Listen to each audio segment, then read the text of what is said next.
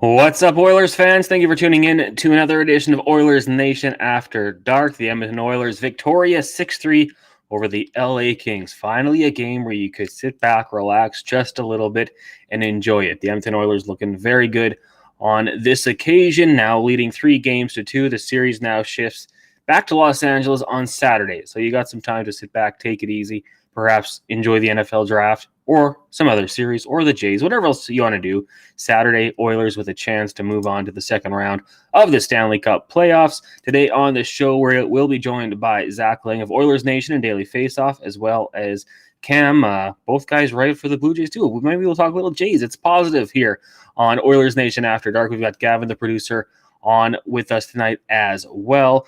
In a second here, we will get to the good, the bad, the oily, brought to you by Cornerstone Insurance. But just want to give a quick shout out to everyone on the YouTube chat right now.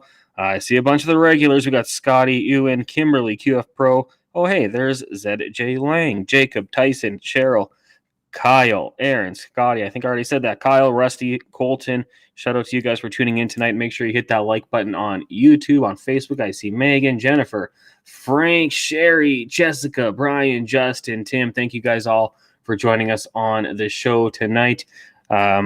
Last time we had Liam on the program, and I said, let's hit the banana emojis, blow it up. I'm going to say fire off the emojis that best show your feeling tonight after the Oilers with the big 6-3 win. Bonnie already. Oilers with the fire emoji. Emojis. That's what we're going to start to do here on Oilers Nation After Dark. Right now, though, let's get to the good, the bad, the oily, brought to you by Cornerstone Insurance.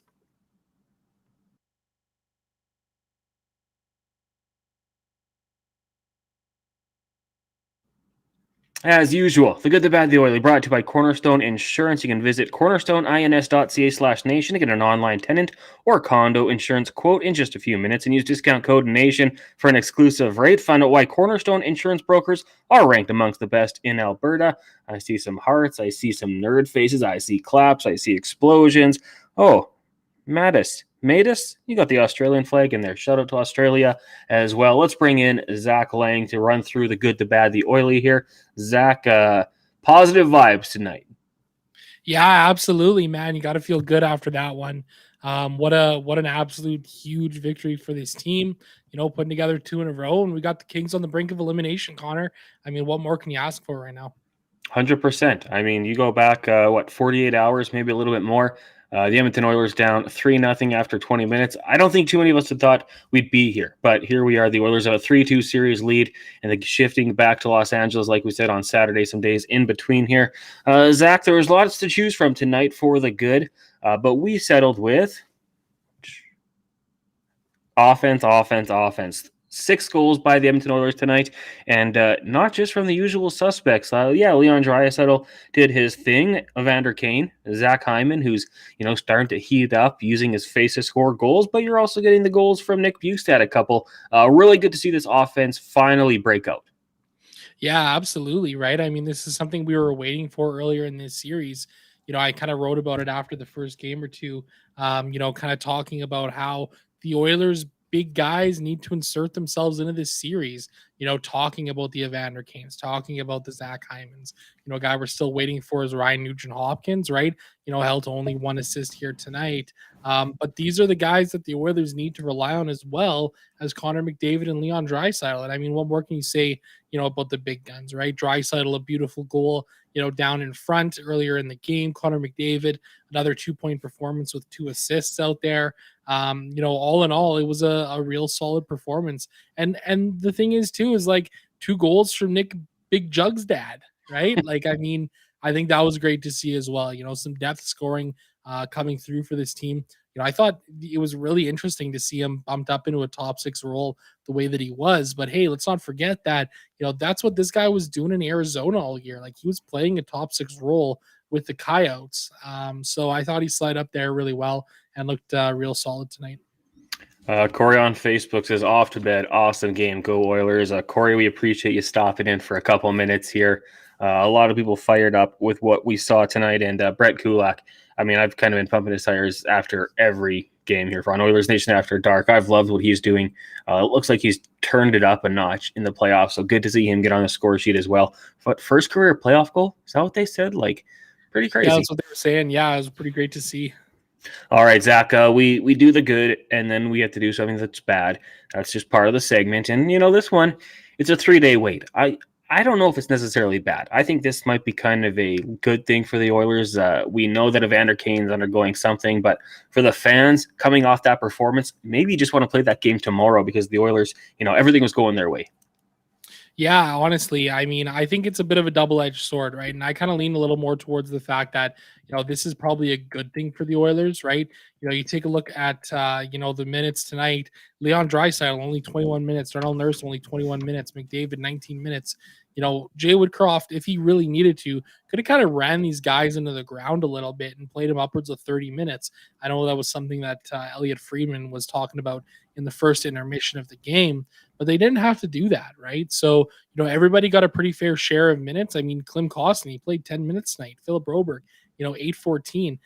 That's a significant little bump for where those guys were at, as of late here in these last couple of games. So, everybody gets a fair share of the pie tonight. And, a couple of days of rest, I don't think is going to be a bad thing. But, then the fan in me is kind of like, okay, like now we just have to wait 3 days, 4 days until, these two teams meet again. But I think there's a couple of guys on the Oilers that are going to need some ice packs after this one. 100%. And I mean, Zach, I know you're a Chicago Bears fan. You got the NFL draft coming up. So something to look out for in a couple days here. Saturday will be here in no time, and it's going to be awesome. Okay, we have to get to the Oilie here as well. The Oilie tonight, Zach Hyman show. And he didn't get credit for that second goal, but I don't think the goal goes in without him driving the net in the fashion that he did. He won the game on Sunday. He scores a goal off his face. We kind of joked he's channeling his inner Ryan Smith right now. Zach Hyman, he was a little bit, I don't want to say invisible, but not what we were used to from the regular season in the first couple games of this series. But, he's certainly making up for it now. Yeah, he certainly is. I mean, you look at the way that he's played, and he's looked real solid in the last, the last two games here, 4 and 5. Just kind of seems to be finding his stride, and the pucks are kind of going in for him now, right? I still think that he had a pretty tough go in those first 3 games. I think a couple of guys did too, right? Nugent Hopkins wasn't very involved. Evander Kane was struggling to find his way. I mean, Kyler Yamamoto, this is something we can talk a little bit more about too, Connor, but that's a guy who's really struggled to find his game here in these playoffs. So much so that he was demoted down to like the 4th line for the Oilers tonight. I was taking a look at it, Connor. Kyler Yamamoto played 11-12 all season long. That is his lowest time on ice for a game that he completed. Actually his second lowest time on ice. The lowest time on ice he had was 6:49 in a game in November. I think he might have got hurt in that one though. So, clearly a bit of a message being sent to Yamamoto. His game has not been good enough in the last 2 nights. You think back to the one goal. I can't remember who it was that scored for LA the other night where, Yamamoto was on the back check and kind of totally let his man go. And then it kind of happened again tonight too, where, he didn't quite get back in time the way that he needed to, nor was he hard enough on the Kings player. So that's going to be an interesting thing to watch here heading into game 6 as how they manage this roster again.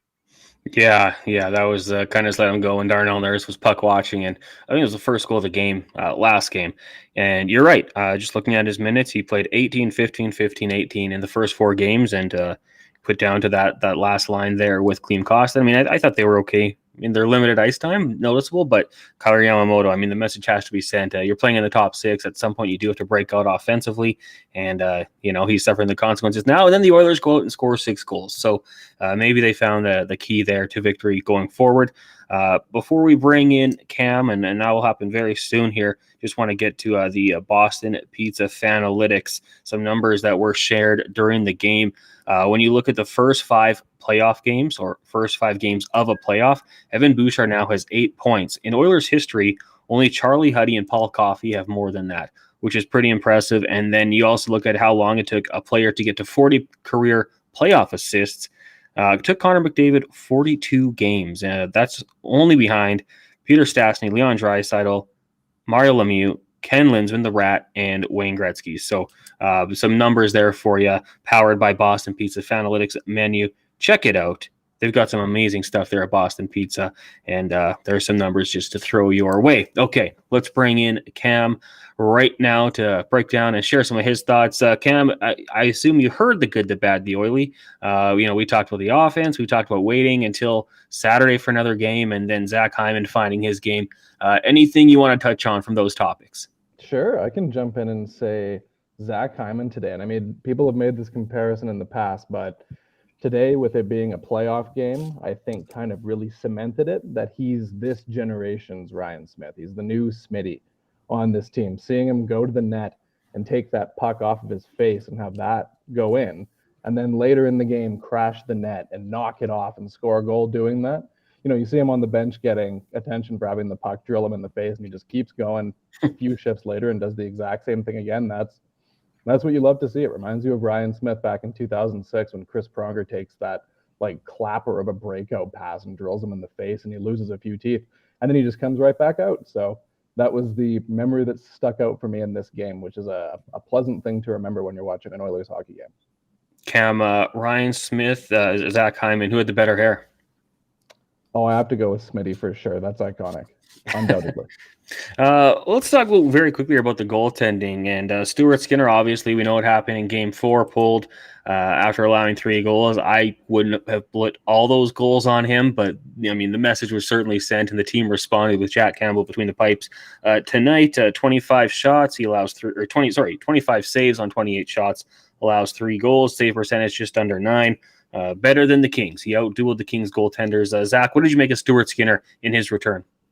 Yeah, I thought he looked solid. I mean, I think Skinner struggled a little bit at the start of these playoffs, right? I think, he's still kind of trying to find his way a little bit right now. At the end of the day, this is still a Kings team that has some offensive firepower. They don't necessarily have the big dogs that the Oilers do, but what they have is a lot of depth and a lot of guys that can still find their way onto the score sheet, right? So I think Skinner's gonna, find his way a little bit here, and he's had a couple of rough games, but he's still, was able to hold strong for the Oilers towards the end of the game there, and we'll see what Game 6 brings. Cam, were you on board to go back to Skinner, and what did you think of his performance? Yeah, I think I was. I mean, there was an argument to be made in favor of Campbell because he came in and he was quite good, though. I mean, I think you look at the results, he only allows the 1 goal and he makes that huge stop with 4 or 5 minutes left on the breakaway. And you're like, oh, yeah, that was a fantastic go for Jack Campbell. But I don't think there's been really too many instances during the regular season where Campbell was good for a prolonged period of time. So I think you just, you smile that you got that relief performance out of Campbell. It led you to win a game that, really turned the series around for you. But then you go back to the guy who has all season been consistent for you. I mean, Skinner's had some bad games here and there, and he hasn't been spectacular in the playoffs. But, this is a rookie in his first go in a playoff series. He's been great for you all year. I think it's the right move to continue riding with him being your guy. But, I mean, if he had come out today and laid an egg, then it probably would have made sense to give Jack Campbell the net. But I wouldn't be comfortable giving that to Campbell after just a small sample size, 1 performance thing. Skinner's been the guy all year. The chat's going crazy right now on YouTube and Facebook. Make sure you hit that like button. I saw Aaron Bordato, our producer. What a night at the Moss Pit, people. Aaron, thank you for tuning in tonight. We do appreciate that.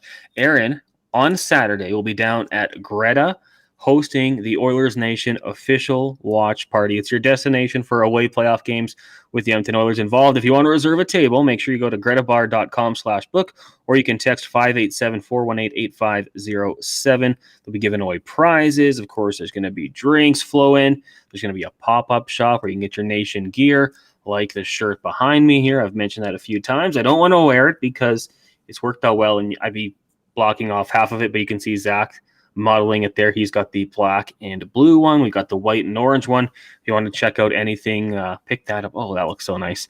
Nationgear.ca. Check it out on social media at Nation Gear. Got the 2 colors there. They got the dryacidal. They got hats. They got all sorts of stuff. Check it out, Nation Gear. And again, if you want to go hang out with our producer, half the time. I don't know who's the starter, who's the backup producer at this point, because it's kind of 50-50. We got like a Boston Bruins situation almost with Gavin and Aaron, but you can hang out with Aaron on Saturday. You guys going to be down there, Cam? You gonna hang out there? That's a good question. I don't know. They've They won the games when I wasn't there, so I'm kind of thinking, am I going to be a curse if I am there? So it's kind of hard to say. I kind of have to keep myself in the routine of the way things went tonight because it felt like the most commanding victory. So I think it might be another evening at home for me. Team player. Zach, what do you think? No, I'm actually not going to be down there. I'm going to be doing my thing with the clipping and stuff. And my mom's actually going to be in town this weekend. She's coming up from Calgary, so I'm going to be enjoying Game 6 with her at home. I like it. I like it. Looking back here and going just through the stats here, and we kind of talked about some of the minutes played. Kyler Yamamoto, obviously, on the forward side, not getting too many. I mean, 11, it's not that bad. We've seen it worse in the playoffs. Clean Costin at times has gotten less. He got 10-17 tonight. Vinny Desharnais, there was people on this show last edition, Oilersnation After Dark on Sunday. My days are all just melting together here. That thought potentially Vinny Desharnais should come out of the lineup. I was the one who said playing devil's advocate. You know, he would get the ideal matchups here at home. Maybe he is a bit of a liability in certain situations, but, you know, he's part of the PK. Yeah. Bounce back performance, Cam, what did you think? Yeah, I didn't love the idea necessarily of bringing him out of the lineup. I think that there's an opportunity with the 7 defensemen to give Philip Broberg more reps at even strength. And I think he fits in nicely with Brett Kulak. They're both kind of similar, versatile defensemen who can play either side. They both skate incredibly well. That's nice. You know, the Kings are a team that like to chip and chase. They fire the puck back there, and then you have 2 very mobile defensemen who can break it out quite quickly. And I think that was kind of the challenge for Desharnais. He kind of got exposed in this series because the Kings do have quite a bit of speed. He'll be more helpful for the Oilers in a different playoff series with teams that are, you know, bigger and slower and cycle more. But regardless, I think it's worthwhile to keep Desharnais in the lineup just for the penalty killing. You know, we all remember what the first half of the season looked like when they didn't have a guy who could, you know, clear the front of the net or have their stick take up most of the slot when they're swinging it around. Desharnais was a game changer for the penalty kill, and I think if they took him out of the lineup just because they didn't like his game at even strength, they'd wind up missing something with him not playing. Zach, I mean, I think that's a good point by Cam there later on in the playoffs. Different matchups you can use. What did you think of the way the defense and I guess the way they were put out there in situations, Broberg, Desharnais, kind of trying to find them or give them the best opportunity to have success? Yeah, I think that's exactly what you got to do with guys like Philip Broberg and Vincent Desharnais, right? You know, I thought that Philip Broberg had a really strong showing in Game 4. I went back and watched that tape, and I thought he did a lot of little things really well, and I thought he fit better into the lineup than Desharnais did or does at this point against the LA Kings.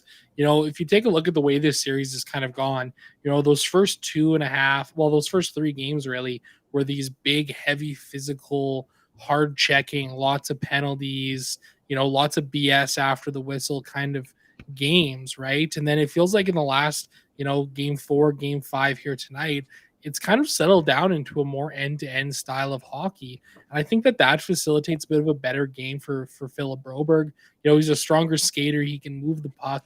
He's a little stronger with it on his stick. But I do agree with Coombsy in that, you know, there's room for both of these guys out there.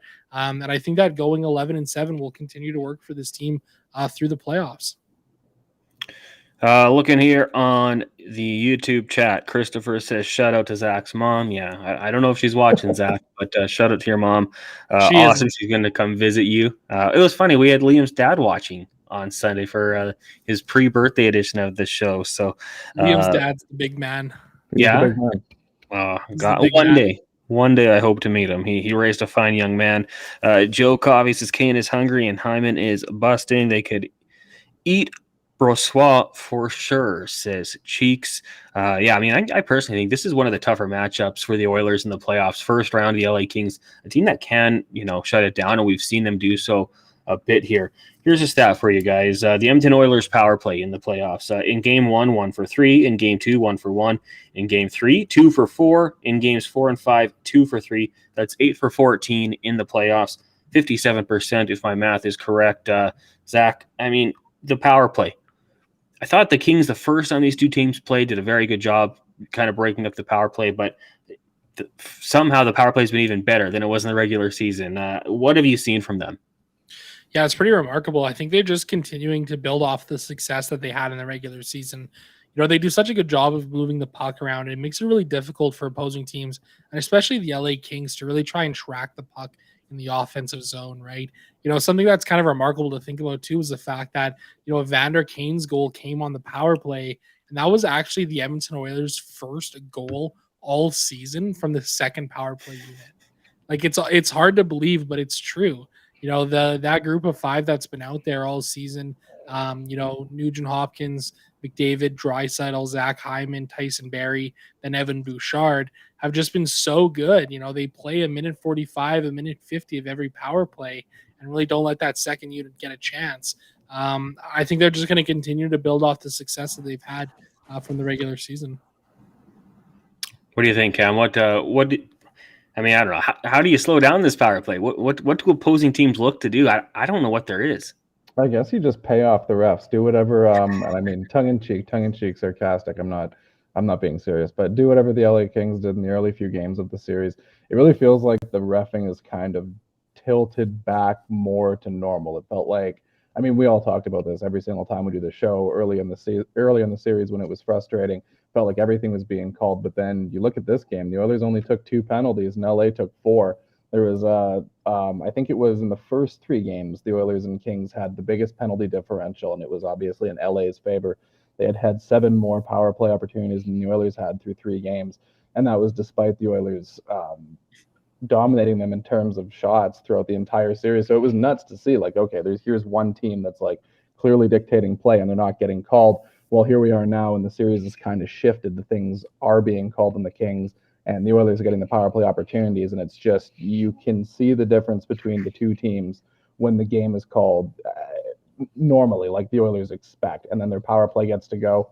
Even a team that's good defensively like LA, I mean, they're one of the better defensive teams out there, I'd say, and even they can't do anything about it. It's just, there's a reason that they put up the best power play percentage of all time.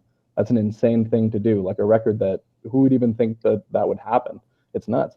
And there's just no way for a team to stop it. That's just where they're at. I had someone, and I'm not sure where it was. It might have been Twitter. It might have been the text line at 10-12-60 say, why don't teams just put a man on Connor McDavid? And I was just thinking, I mean, that would be a bold strategy, but okay, so go 4-on-3 and Draisaitl and Nuge and Hyman and, Bouchard, they'll beat you. And McDavid, as soon as he starts skating around, he's going to lose his guy. Alicia says, stay out of the box. That was a way to slow down the Oilers' power play. It is, but in this series, they've got 3-4-3-3. Only game 2, they had 1, and they went 1 for 1. I think, if the refs are calling by the book, you have to give the Oilers power plays because Connor McDavid is impeded 1 or 2 times when he's just flying the zone. Like he's just too fast. The only way you slow him down is if you grab him. So that's I guess easier said than done. The LA Kings tonight only 1 power play, 0 for 1. So the Oilers PK, nice night for them as well. Just going to go back into the chat here and see what's going on here. A lot of people kind of looking ahead. Remember, the Oilers do need to wrap it up still. They haven't won the game, and we'll go from there. But, let's. There's a lot of confidence right now. Well, we had one from Bassam here on Facebook, and he had said, if the Oilers played discipline from game 1, this series would have been over by now. Yeah, Zach, I think we'd agree on that, hey? Yeah, I think so for sure. I mean, you look at the underlying numbers, from game 1, 2, and 3, the Oilers really dominated those games. And credit where it's due to Korpisalo, who did a really good job of kind of shutting the door early on in the series. But the Oilers have now remembered, realized, learned, I don't know what you want to call it, that you can beat Jonas Korpisalo by just going upstairs on him. You take a look at the goals that were scored in game 4, games that were scored here again.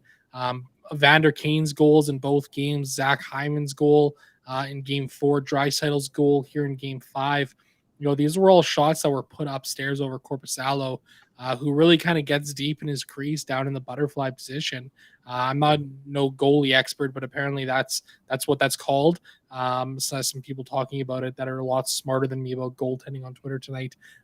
So the Oilers have a good chance to kind of continue to build here. And yeah, should have it been the Oilers in 4, Oilers in 5? Yeah, maybe. But you know what? It's the NHL playoffs, right? And at the end of the day, the margins here are incredibly thin, as they always are in any series. I mean, take a look at what's going on between Seattle and Colorado right now. That series is tied up at 4. I mean, I don't think anybody in their right mind, had thought that the Kraken would, be tied up at 2 here after 4 games, forcing a best of 3. And there's a legitimate chance that Seattle could upset here and take out Colorado, right?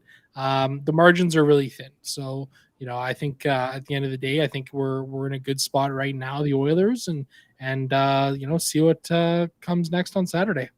Yeah, shout out to Jordan Eberle, overtime winner yesterday. So good. I mean, I'm sure you guys saw the Cale Makar play. I was rooting for Seattle after that one. I thought that was a trash play from Cale Makar. He'll be suspended for 1 game, and advantageous for the Seattle Kraken. On Facebook, Karen says, I don't know if this is a typo or if you're saying buys, but if it's just the Easterner accent or Nova, wherever. I love it. Buys. This was an amazing game. So much fire tonight. We've got Chadwick says, go Oilers, go. Todd says, huge comeback game for Nurse, 5 hits, 2 blocks, 2 points. They need him to do this if the team is going to win the cup. And Jessica says, that Seattle series is crazy. Darnell Nurse, Cam, polarizing guy. Seems like we could probably ask this question every single night that we do Oilers Nation After Dark. Like Todd says, 5 hits, 5 blocks, 2 points. What did you make of Darnell Nurse tonight? I think he does a good job. He it's a hard time for, and I mean, the fans are always kind of just generally all over him because of the contract. It's generally things like that make a player so polarizing, because it's a lightning rod for the entire discussion, whether you're on the Ken Holland side or you're not on the Ken Holland side. Are you happy with the decisions or not? Oh, I don't like that they bridged him and then signed him to the deal. There's so much, so many layers of context to why people get annoyed watching Darnell Nurse play hockey. But if you just take a step back and kind of divorce yourself from the thought about the contract, what he's being paid, the guy logs a tremendous amount of minutes. He's a versatile player. He makes some boneheaded plays, but I mean, I don't know. I think he's had a really strong season, in my opinion. I think if he was out of the lineup for an extended period of time, you'd really feel his absence. It's not quite as much now that they have more depth in the blue line with Mattias Ekholm there. He doesn't have to deal with quite so much. And I think that because of that, since he's not having to take on extreme minutes, he's still taking on heavy minutes, and he's doing a better job with it than before. I think he's a player that's almost become underrated because of how prone fans can be to criticizing him because of the contract. Yeah, Kent agrees, says it was much better, still does dumb things. The cross-checking penalty he took was totally unnecessary. Yeah, I mean, that's just kind of sprinkled in this entire series for the Oilers as a whole, taking unnecessary penalties. But yeah, certainly 24-43 time on ice tonight. Mattias Ekholm 25-06. Evan Bouchard with the 4 minutes of power play time got up to 28 minutes played. Evan Bouchard, I mean, since the trade, and it was funny because we have people critical of the power play. Well, the power play is working just fine. And since he's been able to play with Mattias Ekholm, I mean, he just is similar to having, I guess, Duncan Keith with him, just that veteran presence. What have you thought of Evan Bouchard's play, Zach? Well, I mean, I've said it before. I'll say it again. Separate of playing with Mattias Ekholm, this was a player who was taking steps forward in his game this season. Has Mattias Ekholm helped? Absolutely. But, there's times on the ice where Bouchard's not out there with Mattias Ekholm. Take a look at what he's been able to do on the power play, and the Oilers, their ability to get more shots on net from the point has been significant. The Oilers' power play percentage jumped from I think 31% to 36% with Evan Bouchard on it. A 5% jump on a power play unit is a significant number, especially when you're converting the way that the Edmonton Oilers do. Evan Bouchard is going to be a very, very good defenseman for a very, very long time in the NHL.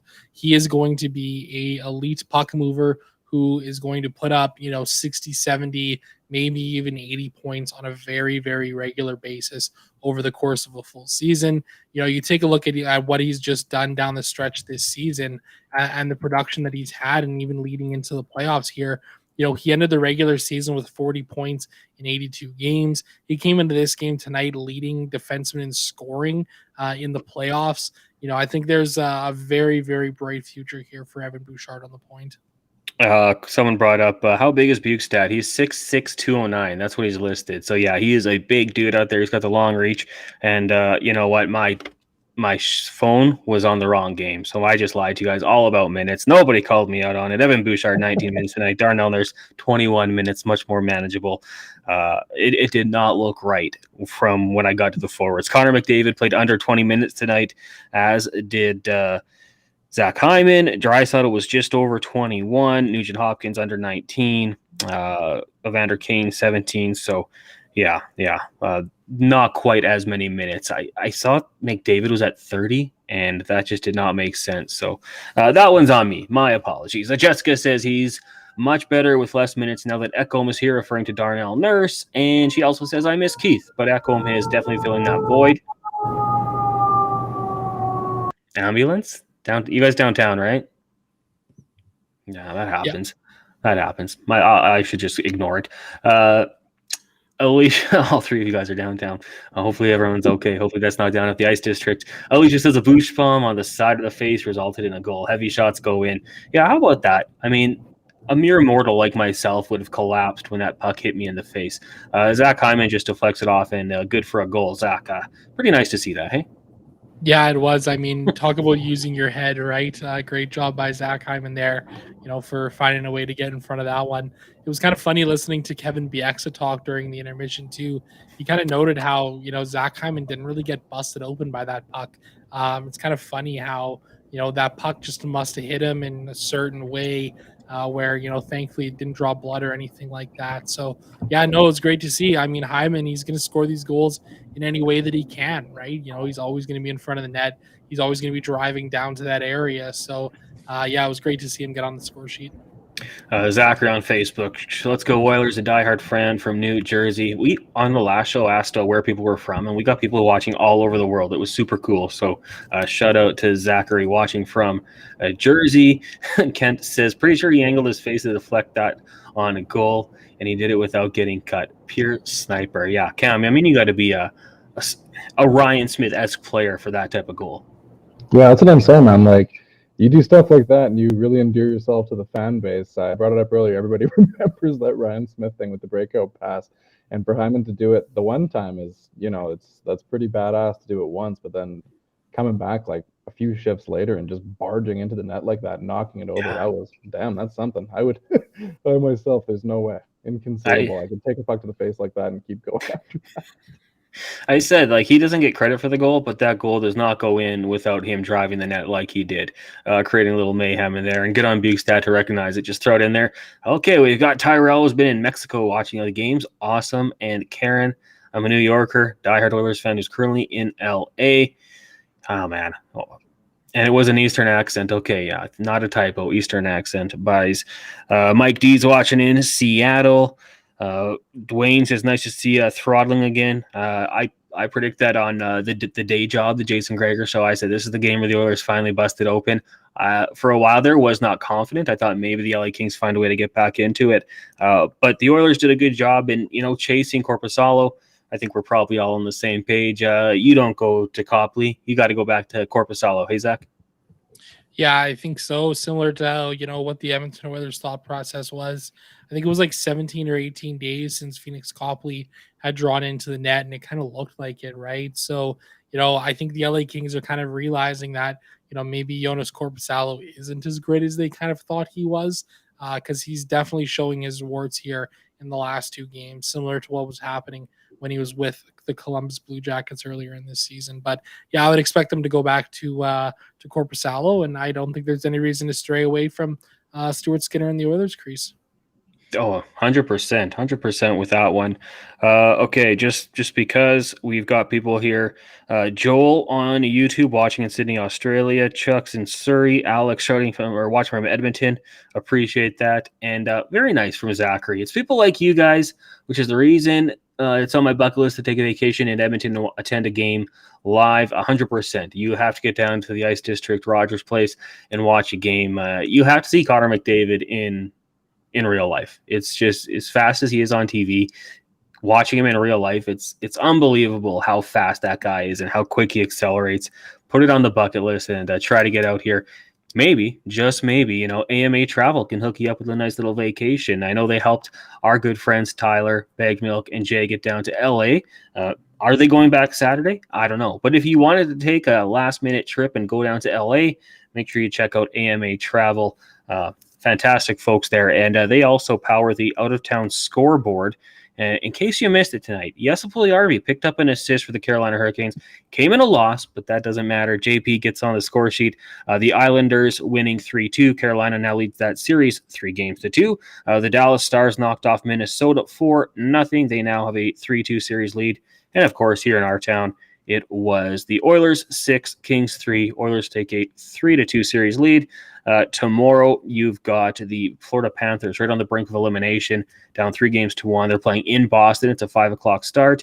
And then only one other game. It'll be 7:30 Colorado up against Seattle. No Cale Makar. That series tied at 2 games apiece. Cam, outside of the Oilers series, has there been one that you've been paying particular attention to? One that's really been entertaining, in your opinion? Yeah, there's been a couple out east. I think the Leafs and Lightning series has been good. It always is. It's always an exciting head-to-head. I'd love to see whether they're actually going to get the job done. They're up 3-1, but they've been up 3-1 in the past, and they blew it against the Habs. So it's always possible to blow it to the 2-time Stanley Cup champions. Though I will say with the Lightning, it does seem as though they're kind of burnt out. It seems like they've had so many deep playoff runs over the past few years. They just don't have any legs left. And the other one that I was quite intrigued by was and Zach mentioned this earlier, it's been a blast to watch, is Seattle and Colorado. I'd really like to see the Avs get knocked out in the first round. I don't want to get too far ahead of myself at all, but, that makes the path a little bit easier, and that's kind of what we're all thinking about. But, I mean, the Oilers, as we know, have to take care of business and get this done against LA. So don't want to look too far ahead, but that is what I was paying attention to. How about you, Zach? Any other series you're watching? There's one that I'm keeping my eye on out east, and it's actually the series between the New York Rangers and the New Jersey Devils. I've been on the New York Rangers are frauds boat all season long, so that's kind of my ride or die call right now. And hey, you know what? The Devils dropped the first 2 games of the series at home, came back and won 2 big games in MSG, which is really not an easy thing to do. So I'm kind of keeping an eye on the Devils. I'd love to see them pull off an upset here in the first series. I mentioned, just where people are watching from, and we always get a lot of people just throwing it out there, and we appreciate it. Ted's watching in Kelowna, Amanda's in Weyburn. We've got, what else do you have here? Victoria, BC from Maynard. We've got watching from Vancouver. That was Pete. Chris from Thailand. Love it. Evan, Toronto. It is 1 a.m. in Toronto, so thanks for watching. And Donovan on Facebook says, love your shows, YouTube podcast, Oilers Nation. Let's go Oilers. Yeah, Oilers Nation. For me, I'm not there every day, but I love the content that the team does there, whether it's Instagram, TikTok, Facebook, YouTube, Oilers Nation every day, OilersNation.com. I mean, fantastic writers. You got a couple here, and guys who also do work covering the Jays as well. So, Oilers Nation absolutely crushes it. The content team is fantastic. Quincy T. Rabbit knows that as well. And Donovan watching from Yellowknife. That's on my bucket list. I'd like to get up to Yellowknife one day, preferably in the summer, to see what that's all about. One thing we should say, I mean, hey, if you want to make sure you're representing Oilers Nation, head over to Oodle Noodle. Grab some noodles. Any location in Edmonton, you can grab a free sticker as well. Pop it on the vehicle. Show everyone you're a citizen. Someone asked about the Leduc locations. I don't know, but you do have to go and find out. So check out Oodle Noodle. Absolutely delicious. Celebrate the win with some great noodles tomorrow afternoon. Right now, why don't we bring in Gavin, the producer, as we'll wrap this one up with some Betway picks. Gavin, how you doing tonight? I'm doing good. Like I was telling you guys earlier, I'm glad we didn't have the same roller coaster as we did in Game 5. So it was a nice, easy win, and it feels good going into Game 6 up 3-2 for sure. Okay, some more shout-outs on locations. Nanaimo, BC for Spencer. Jonesy from Spokane, Washington. Sasha from Thailand. Ewan says, Cam, happy with the Jays? That might have been a question, but I ain't got to be happy being the White Sox, right? It's been a good start for the Jays. I mean, it sucks seeing the Tampa Bay Rays do what they're doing, but yeah, man, and their start was ridiculous. What, 12-0? Jeez. Yeah, 12. I think they've only lost 3 games this season, and 2 of them are to the Jays. Yeah. So. Well, what does that say about the Jays, right? Royden says, Dyer Fran from Coral Harbor. Nunavut, let's go Oilers. Yeah, Oilers fans all over the world. Awesome to see. Matthews from Melville, Saskatchewan. Okay, let's get a prediction for game number 6 down in LA. It'll be on Saturday. We don't know the puck drop as of yet. But Cam, let's get a score prediction, and how about a Betway pick as well? Okay, the last time that the Oilers had the chance to put the LA Kings away in a series was Game 7 last year, and they won that game 2-0. That's going to be my prediction for Game 6. So that's my bet. I'm not going to say the words out loud because it could be a jinx, but you can pick up what I'm putting. I got you. Do you have anything for Betway? You made the under to be safe? That's the one. It's the Steelers kind of doing the thing. Okay. Oh, I love it. Let us know in the chats as well. 250 plus of you in there. Make sure you hit that like button as well. Let us know your prediction for the score of Saturday's game, Game 6. Zach, what do you have?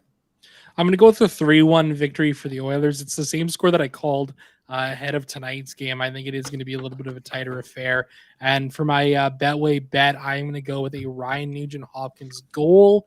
He's going to finally get off the shine in the playoffs and get a little momentum heading into a second-round series. Gavin, what are you thinking tonight? Yeah, I think the Oilers put it away in Game 6. We went 4-1, and I'm going to pivot. I also had a Nuge anytime goal because I think the man is due as it can be. So I'm going to go Zach Hyman scores in his 3rd consecutive game, so Hyman to find the back of the net. All right, I like it. I'm just going to go with more points. Again, I like the goals, 5-2. I think the Oilers starting to show they figured out Korpisalo. Shoot high, and I don't know. Let's say McDavid, 2 goals. I'll say Connor McDavid in an elimination game steps up and has a big performance. Ewan says 4-0 Oilers. Jonesy says 3-2 Oilers to close out the series. We've also got Jennifer on Facebook, 4-2 Oilers, McDavid with 2 goals. Jennifer, great minds. Royden says 5-2. Quincy says 5-2. Alicia, 4-2. Yeah, so Oilers Nation confident. Like I said, I don't think I think one time I picked them to lose a game, but we're always very positive, hoping they'll find ways to pick up the victories. And this one, no more than ever. Like we need it to happen. We've also got Fogle in Game 6. Warren Fogle. What'd you guys, very quickly, what'd you make of the play of the, I know Jay won't say it, but bottom 6? Cam, what'd you think? Well, specifically for Fogle, he got drilled a few times in that game, man. So, I mean, good on him for keeping trucking. We talk about Zach Hyman getting drilled in the face and then going down and do it again. That hit by Doughty on Fogle there was one of the hardest hits I've seen in the series. So good on him for continuing to get out and grind after that. I thought the whole bottom 6, I mean, the reality with the 11 forwards thing, especially when the Oilers are so top 6 heavy, is those guys see really random and sporadic ice time with different centers. So, I mean, good on them for managing to stay in the game despite sometimes going extended periods without ice time, extended periods with a different center. I think it was a good team effort by everybody tonight. How about you, Zach? Anyone? We can even expand it throughout the roster with some unsung heroes in tonight's game. Yeah, you know what? I'm going to talk about that third line a little bit more. Absolute buzzsaw of a line. Warren Fogle, Ryan McLeod, and Derek Ryan. Like these guys, I really liked them in the regular season when we saw them together. Ryan McLeod and Warren Fogle have a lot of chemistry together and have formed a really solid third line for this team now and into the future. Really, really impressed with the performance that they had again tonight. I thought they were rock solid. How about you, Gavin? Yeah, I know you guys touched on it earlier, but I'm gonna keep pumping Stuart Skinner's tires. Obviously, the big narrative going into today's game was he even gonna play? And he came in and he was good enough. He was good enough. He made the stops that he had to make, and he pulled out a victory for us. And I'm more than confident with him going into Game 6. Yeah, it's going to be a lot of fun. A couple days to take it easy, de-stress if you may, and if you may need to. And it's going to be fun on Saturday. We'll be back with another edition of Oilers Nation After Dark once that one wraps up. Hoping it's not going to be 8 o'clock start, but we'll see what happens. We've got the schedule makers will be figuring that one out. Dealing with 3 teams playing in the one arena makes it tough. Although I see the Clippers were knocked out tonight, so maybe it's just the Lakers and the Kings. But hopefully they'll have that one figured out soon. Again, like we made our Betway bets. If you want to have some fun, head over to Betway. Bet responsibly, 19 plus.